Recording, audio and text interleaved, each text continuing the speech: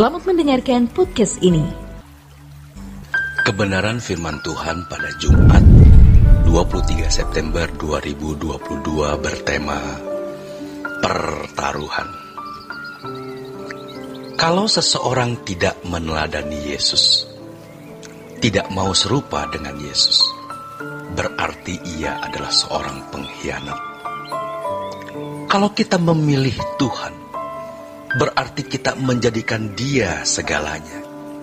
Kalau tidak, itu belum memilih Tuhan. Seperti agama Samawi, agama Yahudi, sementara dipandu oleh hukum dan ibadah kepada Yahweh, mereka juga hidup sebagaimana manusia pada umumnya hidup, yang fokusnya pada pemenuhan kebutuhan jasmani. Kekristenan yang dikenakan Paulus menjadi model orang Kristen. Prinsip-prinsip hidupnya jelas.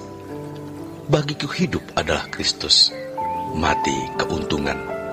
Asal ada makanan, pakaian, cukup. Ini persis seperti anak tunggal Bapa. Ini baru namanya memilih. Sementara kita masih mau hidup wajar. Bahkan profesi pendeta pun menjadi profesi yang pada umumnya masih ada rasa berhak untuk mendapatkan sesuatu. Padahal pendeta, aktivis, jemaat sama saja. Standarnya harus Yesus. Kalau pendeta, aktivis harus lebih dulu menjadi teladan atau contoh, memang belum sempurna, tetapi harus terus berubah. Tidak boleh meleset sedikit pun. Kalau orang tua mau anak-anaknya menjadi orang-orang yang selamat, maka orang tua harus memancarkan teladan yang kuat agar anak-anak bisa terbawa. Memilih Tuhan berarti menjadikan Dia segalanya, mengenakan hidupnya dalam setiap langkah kita, karena memang Dia telah membeli kita. Kalau kita punya rumah dibeli orang lain, kita tidak berhak tinggal di situ, bukan? Kalau kita punya mobil dibeli orang, kita tidak berhak mengendari lagi, bukan? Demikian kalau Tuhan membeli hidup kita, artinya Tuhan yang mengendarai hidup kita, bukannya kita lagi. Tetapi kita masih mengendarai diri kita. Itu luar biasanya Tuhan. Dia menebus kita, tetapi memberi kebebasan. Kamu memilih aku atau tidak? Sekarang kamu bebas. Kamu sudah aku keluarkan dari penjara ini. Sekarang kamu memilih, mau masuk penjaraku atau mau kembali ke penjara lama? Sekarang rumahmu sudah kubeli. Sekarang kau biarkan aku masuk? Kamu menjadi hamba? Atau kamu masih menjadi majikan?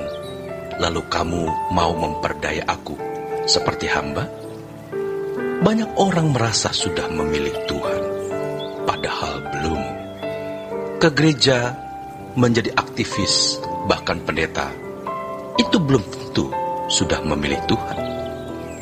Ketika seseorang memilih Tuhan, memberi dirinya ditebus, mulai mau menyerahkan hidupnya untuk Tuhan, tidak memberi bagian atau ruangan untuk dunia, itu belajar. Kalau kita punya mobil diberi orang, kita serahkan mobil kita. Mudah sekali itu, bukan? Kita punya rumah dibeli orang, kita serahkan kunci rumahnya, dan kita keluar. Masalahnya adalah, kalau kita dibeli oleh Tuhan, keluar dari tubuh ini tidak mudah. Masalahnya bukan keluar masuk, seperti keluar masuk mobil. Tubuh ini masih ada dalam kekuasaan kita. Lalu, bagaimana kita menyerahkan ini pada kekuasaan Tuhan? Artinya, pikiran, perasaan kita harus diproses, dibentuk untuk memiliki penurutan terhadap kehendak Allah. Sesatnya banyak orang adalah merasa akan bersungguh-sungguh nanti. Banyak orang menunda kesungguhannya dalam memilih Tuhan. Padahal sejatinya mereka masuk dalam pertaruhan besar. Karena mungkin ia tidak akan sempat dimiliki Tuhan. Bukan tidak mungkin suatu saat ketika kita berkata, "Aku memilih-Mu Tuhan." Lalu Tuhan berkata, "Kamu sudah tidak bisa memilih aku lagi. Bukan aku tidak mau dipilih, karena kamu sudah tidak mampu memilih aku. Mulutmu memilih, dagingmu tidak memiliki, jiwamu pun tidak memilih." Mestinya pertaruhan itu kita bayar jauh-jauh hari. Ini masalah hidup kekal kita. Terbuang dari hadirat Allah atau tetap bersama dengan Allah. Kalau kita berjuang untuk ini, kita baru bisa melayani Tuhan dengan baik. Makanya, ketika kita memiliki Tuhan, menjadikan Dia segalanya untuk mengenakan hidupnya, kita merajut dari detik ke detik. Kalau tidak, kita akan terlambat. Jadi, kita butuh pemulihan Tuhan.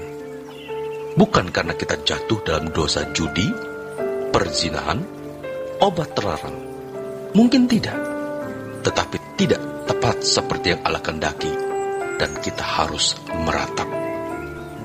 Jangan lagi terseret dengan pilihan-pilihan yang tidak perlu. Makan padang atau bubur ayam tidak penting. Yang penting mana yang lebih sehat. Mau jalan-jalan kemana? Yang penting apa yang Tuhan kehendaki. Jangan sibuk untuk hal yang sia-sia dan sepele. Kalau pilihan yang penting, jodoh misalnya, harus ditanyakan kepada Tuhan. Karena bisa menyangkut nasib kekal, maka perihal jodoh tidak boleh main-main. Jangan seperti Esau, yang ketika dia memiliki kesempatan memilih, dia tidak punya anugerah itu lagi. Dia tidak pernah menjadi anak sulung karena memilih apa yang sesaat menyenangkan hatinya. Semangkuk makanan telah membuat dia kehilangan apa yang termahal dalam hidupnya. Jangan meratap hanya karena kita sakit, tidak bisa bayar hutang, belum punya fasilitas rumah, mobil, belum punya anak.